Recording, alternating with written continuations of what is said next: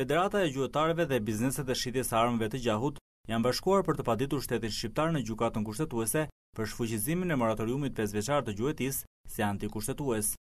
Jemi në një betejë ligjore me shtetin shqiptar.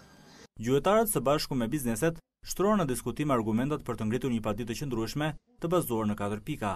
Sipas avokates, mbrojtja e kësaj çështje do të bëhet me disa argumenta, si cënimi i jetës private për të ushtruar hobin e tyre, cënohet e drejta për të mbledhur dhe organizuar dalja e bizneseve nga tregu dhe falimenti i tij pa kushte.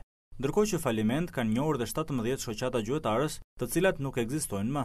Kemi filluar punën për padin e shtetit shqiptar. Kjo padi do të jepet së pari edhe do të depozitohet pranë gjykatës kushtetuese.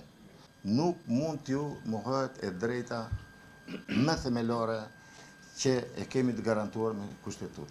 Ushtrimi i hobit të gjuhës. Përveç pastaj atyre pasojat mëdha ekonomike. Padia do të ketë një bazë të fortë edhe te biznesi i armëve dhe aksesorëve të gjahut, të cilët në 2 vite njohën faliment në radhët e tyre. Por edhe një 5 vjeçar moratorium për ta do të sjellë dhjetra të papunë dhe biznese të mbyllura. Të informojmë për dëmin që ju shkaktohet biznesit. Po bilanci është 90% më pak se gjatë kohës që ne kemi qenë aktiv, realisht. Me 2 vjet falimentuan një 7 biznese të vogla që merreshin me këtë fushë. Me 5 do falimentojnë 99%, një mund ngeli. Do sjell paktën 3-4 subjekte që kanë pasur, po flasim para 2 vjetëve, një shitje diku 3-400 armë gjahu në vit. Shitje për shembull.